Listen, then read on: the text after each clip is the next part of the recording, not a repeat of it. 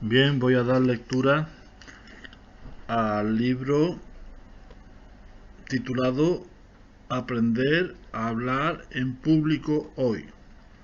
El autor es Juan Antonio Vallejo Nájera. Bien, pues este libro lo leí y subrayé las frases más importantes que a mí me parecieron convenientes. Por tanto, solamente voy a dar lectura a estas frases subrayadas, elegidas por mí, que yo considero más importantes. Bien, pues dice lo siguiente. En muchas profesiones actuales supone una notable ventaja ser capaz de expresarse fluidamente ante un grupo de personas.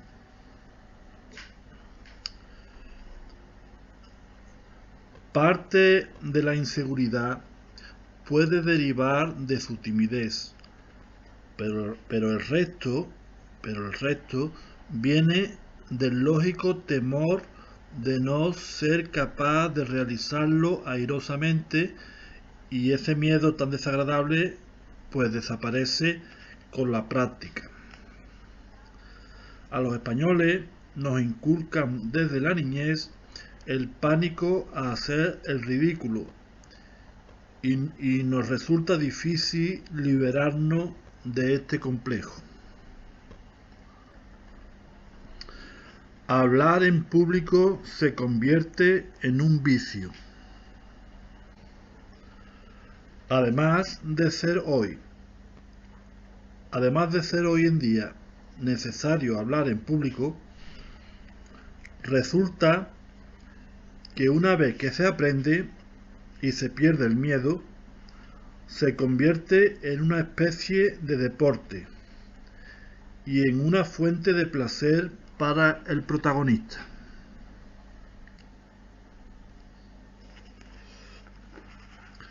Hablar bien en público es una capacidad que se puede cultivar. Casi cualquier persona con el adiestramiento adecuado es capaz de hacer un buen papel en este terreno. Por supuesto que hay gente que nace, como existen personas de constitución atlética, Hércules sin esfuerzo, pero que todos hemos conocido algún amigo escuchumizado que se empeñó en convertirse en un Sansón y con tenacidad, a través de unos métodos como el Atlas o algo parecido, se transforma en un forzudo de barraca de feria. Dar una impresión favorable de su persona y hacer sugerencias o sugerentes sus ideas. Cultivar y convencer. Como ocurre tantas veces en la vida práctica, disfrutar de exceso de facultades puede resultar un estorbo para el triunfo en determinadas tareas.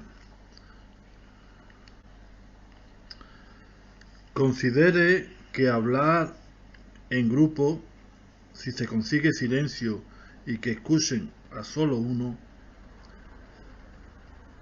es una forma embrionaria de disertar en público.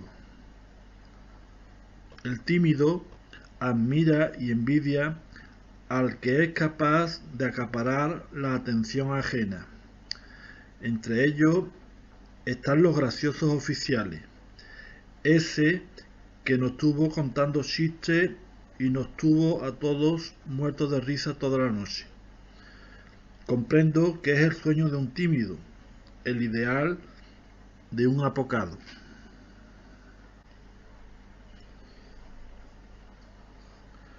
Algunos de estos locuaces tan envidiados, pues al tercer día no le soporta a nadie del grupo, y su mujer hace ya años que no lo puede aguantar.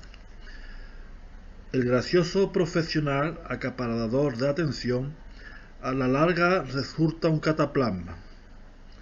pese a su actitud impositiva, llegan a hacerle el vacío. En cambio, siguen aceptando la compañía de usted. ¿Por qué será?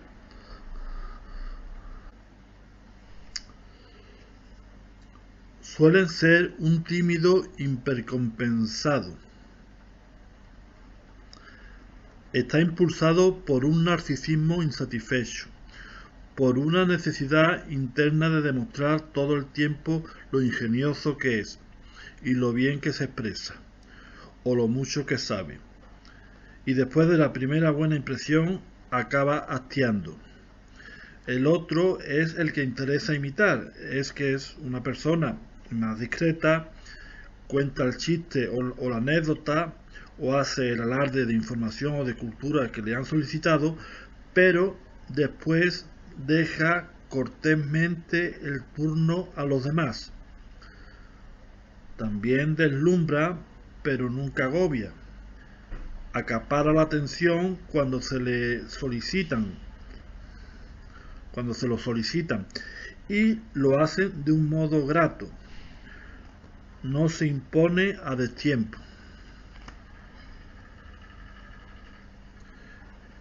Existen magníficos oradores de los que huimos como la peste. La regla de oro es la naturalidad. Sea usted mismo incluso con sus defectos. Sea usted mismo un poquito mejorado, pero manteniendo su identidad. Da igual que sea el portero de la oficina o un jeque árabe. Si se dirige a usted con sencillez, con naturalidad, si no finge nada, si no pretende nada, siempre notará una inclinación de simpatía hacia esa persona. Lo esencial en una actuación pública es lograr el favor del auditorio y transmitirle nuestras ideas y sentimientos. Si además conseguimos su admiración, mejor aún. Es interesante las personas que se comportan de igual manera, ¿no? Con todos se porta de la misma forma. Por ejemplo, esta persona como era Luis Escobar.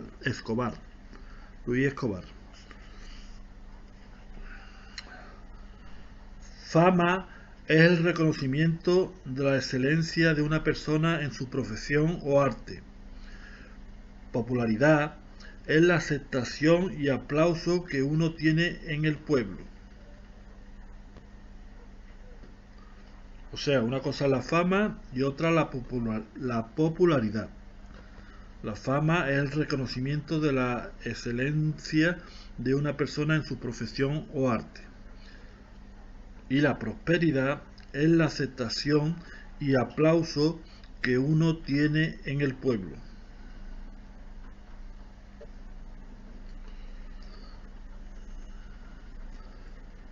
La cualidad de caer en gracia, lo que en Andalucía llaman tener ángel, es una irradiación de la personalidad, en parte regalo de la naturaleza, y que no depende de la voluntad. La simpatía sí se maneja en gran medida con la voluntad. Para quienes se presenta en público no es solo una conveniencia, es una obligación. Hay que ser simpático.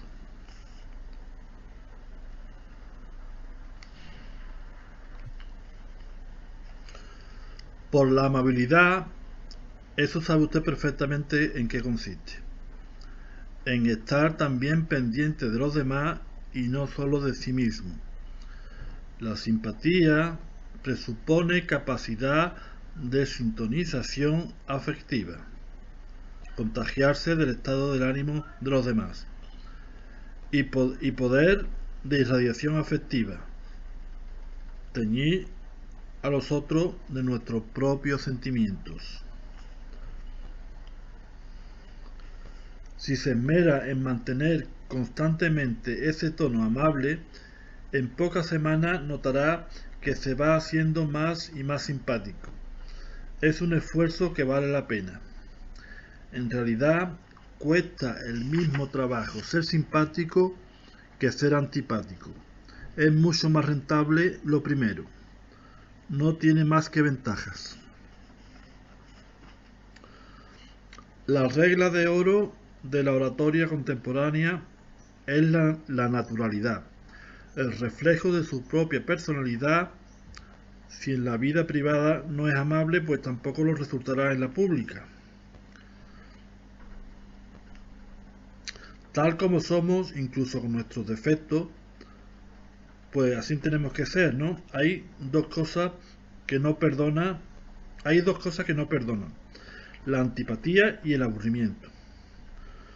Moraleja: no sea ni hosco ni pesado.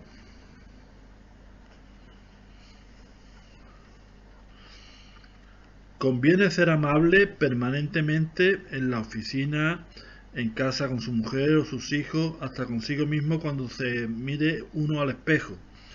Debe lograr que esta actitud forme una segunda naturaleza, que sea su reacción espontánea. No le va a servir solo para hacer mejor efecto en sus actuaciones públicas. Se va a quedar asombrado de cómo cambia el curso de su vida en un sentido positivo.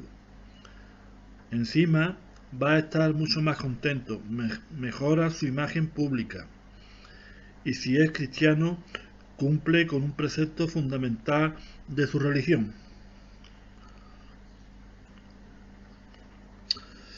Bien, y si me bloqueo y no me sale una sola palabra, esta imagen es la que tienen obsesivamente en el pensamiento los tímidos sensitivos, desde que le han propuesto pues su primer discurso. Escucharía un aplauso atronador y prolongado, durante el que los asistentes se irán progresivamente poniendo en pie durante la ovación, con esfuerzo para reprimir sus propias lágrimas. A los españoles los entusiasma el llanto.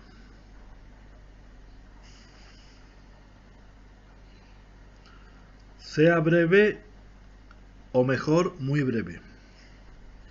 Este consejo carece de excepciones.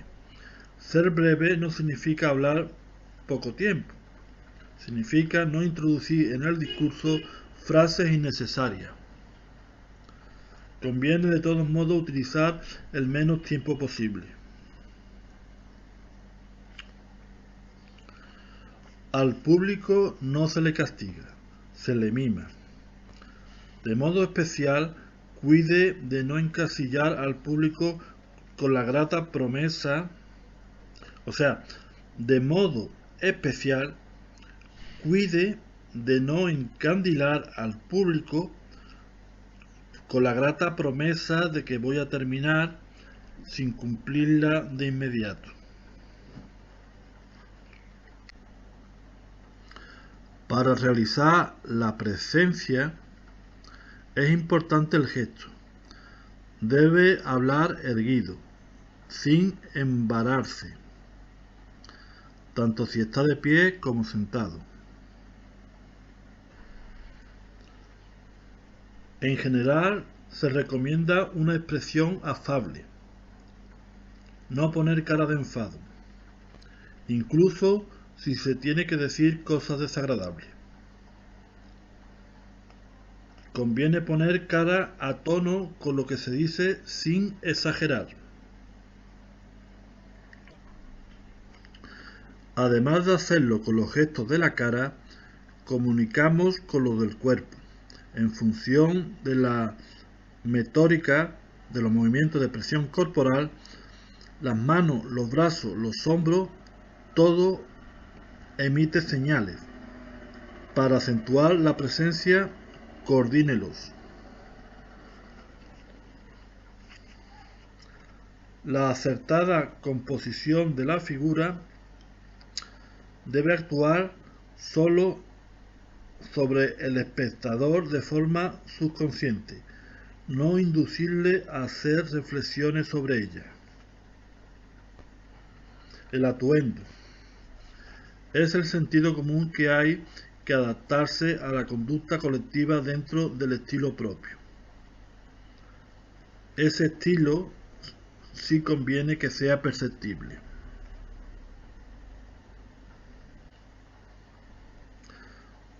Basta con salida un tanto simple, pues el público está también nervioso y ríe las bromas con facilidad. Hay un motivo de tipo psicológico. En la dificultad inicial existe un importante factor de miedo.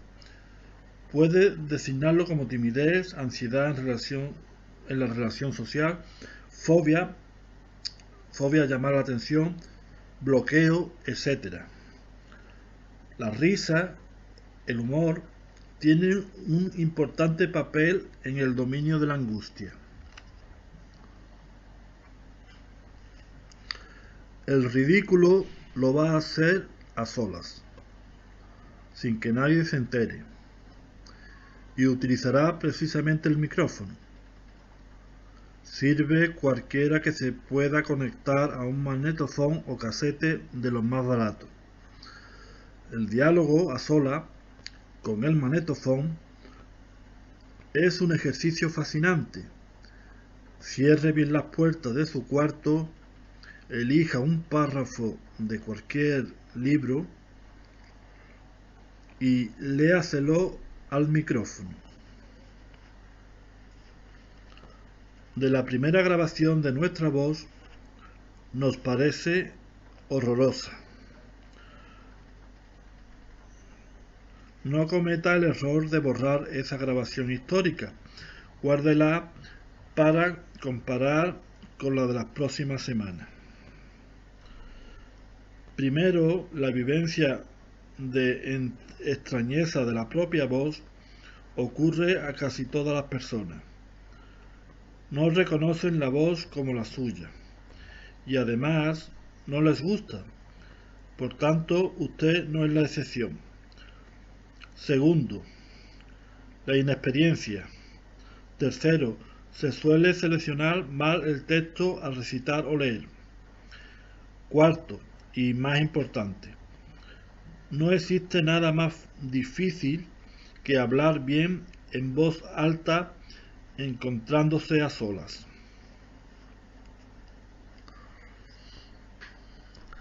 Haga muy breve las experiencias iniciales, máximo de 4 minutos. Puede repetirlas 2 veces cada día y no más. Es indispensable que logre divertirse.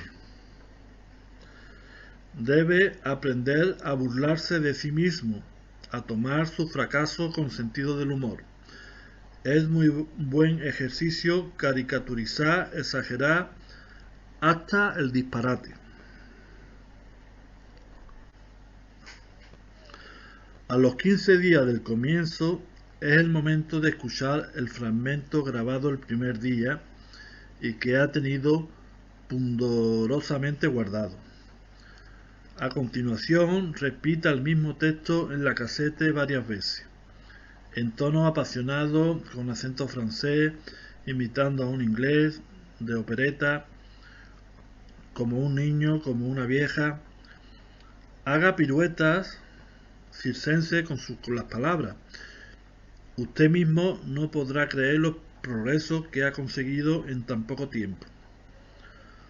De todos modos, sea prudente y no ponga en marcha delante de nadie el magnetofón.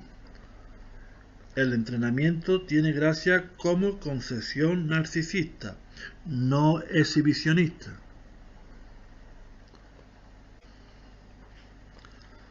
Es capaz de lograr modulaciones y caricaturas. Ha roto las ataduras de muchas de sus inhibiciones. En el adiestramiento diario, en el que seguirá utilizando el magnetofón y bien cerrada la puerta de su habitación, habrá dos variaciones. Lo hará ante un espejo, usted mismo será su primer espectador, y a partir de las primeras sesiones ya no leerá ni repetirá fragmentos de otro. Puede hacer intentos de elaborar el contenido de su discurso. Busque un espejo del mayor tamaño que le sea posible y colóquese frente a él. Mírese atentamente y repita algunos de los temas de antes. Un parte meteorológico o una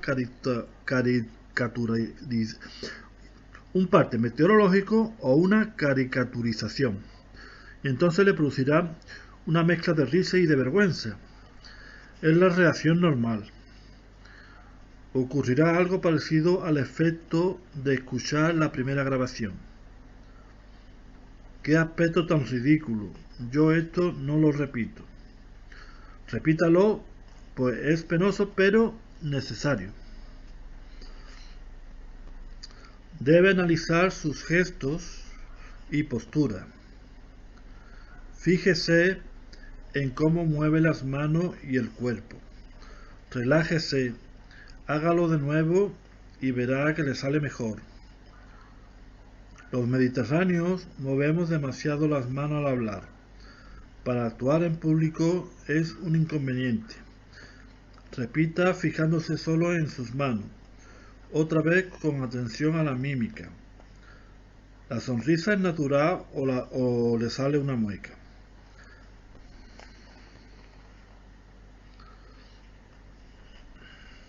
Lo más difícil recomienda realizarlo acostado.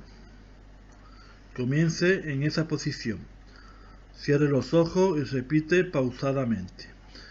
Piense en una imagen neutra, por ejemplo, en un paño de terciopelo negro. Tome conciencia del ritmo de la respiración. Concéntrese en relajar primero los músculos de la cabeza y cuello. Que la cabeza caiga con todo su peso en la almohada. Pensará que la musculatura facial se habrá distendido. Habitualmente no ocurre así. Hay que concentrarse en que los párpados reposen, que no estén contraídos. Luego aflojar los labios, la lengua, la frente, las mejillas. Siga con el mismo esquema con las manos, los brazos y las piernas, el abdomen, el tórax. Deben quedar todos los músculos flácidos. Alternativamente, vuelva a concentrar la atención en los movimientos respiratorios lentos y profundos. Es bueno hacer una comprobación, sin contraer ningún músculo que no sea indispensable para la acción. Lleve la mano derecha a la izquierda y levántela. Con el antebrazo, con unos 45 grados sobre el lecho, suéltela. Suéltela y mano y antebrazo deben caer con la fuerza que corresponde a su peso, ni más ni menos. Si queda satisfecho, son suficientes unos 5 minutos. Al prolongarlo, hay posibilidad de quedarse dormido. Una vez que acostado lo consiga fácilmente, debe intentarlo sentado. La precisión de improvisar. En su salar de oratorio, ante el espejo, intercale improvisaciones, en los que dará más sensación de naturalidad cuando lo haga ante un público real. Alguien le presentará y dirá algo.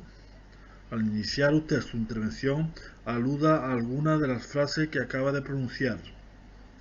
Haga cualquier comentario, aunque sea tópico.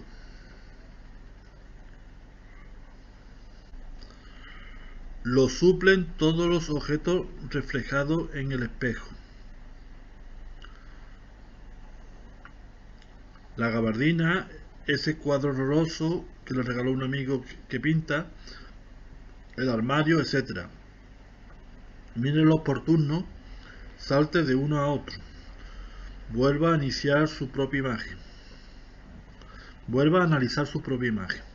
Bien, los oradores que permanecen sin levantar la vista de las cuartillas o la dejan fija en un punto, pues no establece un buen contacto.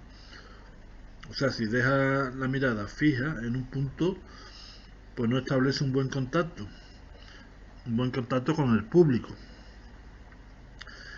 Interponen una barrera de incomunicación. Hay muchas personas que sufren antes de comenzar. Es más fácil leer bien ante espectadores que hablar en público. Ese es el principal peligro, que se quede todo el tiempo con los ojos fijos en las páginas y no mira al público. Si se lo aprende de memoria, con un gran esfuerzo, y comprueba en varios ensayos que no se le olvida una palabra, sigue ante un peligro, que al hablar frente al auditorio se le olvidará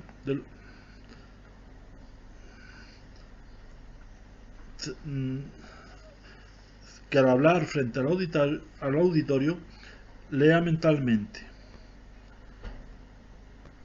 Se olvidará de los espectadores para estar pendiente de su memoria y que no falle una sola palabra. En realidad no dice, ¿no?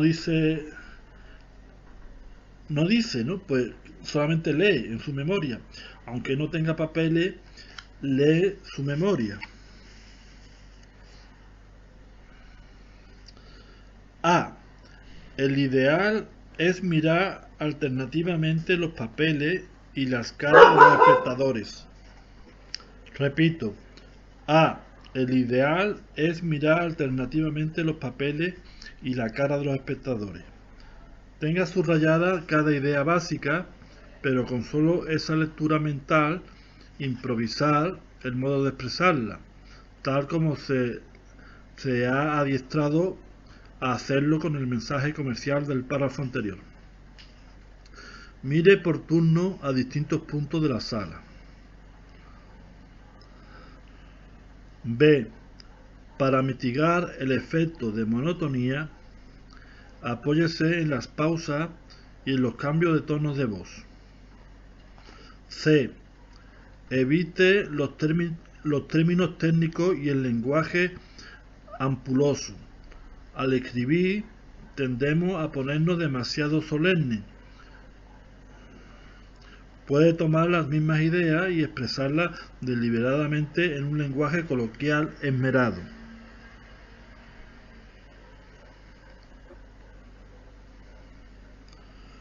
Procure evitar la repetición de los mismos vocablos en una frase. El último inconveniente, el esfuerzo inicial, el sacrificio, como lo llama, dejará de notarlo en pocas semanas. Es como el cambio de marcha del coche. El conductor que espera sacar el carnet está pendiente de cada cambio. Luego lo automatiza y no se da cuenta de cuando hace las modificaciones. Idéntico con las palabras. D. Igual que se le puede borrar una idea de la mente al hablar sin papeles, en ocasiones al leer nos perdemos. No reconocemos el punto donde estábamos y nos invade el pánico. La parte E dice lo siguiente. Si ha perdido agudeza visual, utilice las mayúsculas para todo el texto. F. Marca en el texto con toda claridad y con un color distinto desde la iniciación de ideas los lugares de la pausa y de los cambios de énfasis o de tonalidad. ¿En qué punto debemos ir más despacio o podemos acelerar? Desde la mitad del discurso, iluminar con un marcador los párrafos secundarios que, si no vemos precisado a abreviar por falta de tiempo, podemos suprimir sin mutilar la esencia de nuestra intervención. Repito, desde la mitad del discurso, iluminar con un marcador los párrafos secundarios que, si nos vemos precisados a abreviar por falta de tiempo, pues podemos suprimir sin mutilar la esencia de nuestra intervención. La G. La frase clave o muy afortunada, repítela tal como la escribió y dígala despacio y con énfasis. Las obras de arte deben conservarse y tener una presentación adecuada.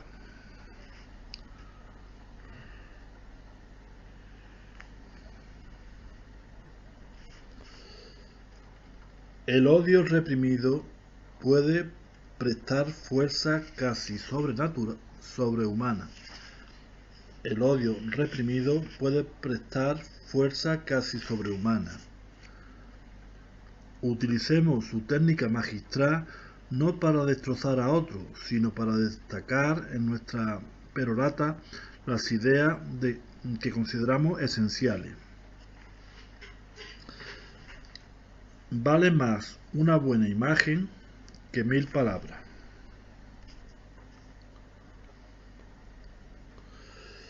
Lo que tiene que decir, pues son 3 actos para desarrollar las 3 fases: presentación, nudo y desenlace. La brevedad es la mejor arma para el triunfo. Una forma excelente de destacar sobre los demás es el modo particular si en la misma sesión pues hablan varias personas. Es una forma excelente de destacar. La brevedad, sobre todo cuando en la misma sesión hablan varias personas.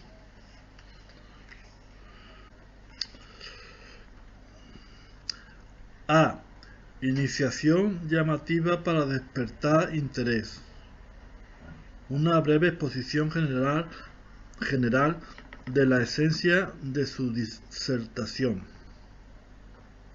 La B es el desarrollo, que será fácil, ya que va a hablar de un tema que conoce mucho mejor que los oyentes. Hacerlo de forma ordenada, repetir el tiempo en relación con la importancia o el atractivo de cada sector de la disertación. Y C, el remate final, con resumen de lo explicado y una frase ingeniosa o simplemente cortés de despedida. Y ya termino el resumen de este libro con una frase que dice lo siguiente: si ves que ellos mueven los traseros en los bancos, es que tú no estás moviendo los corazones.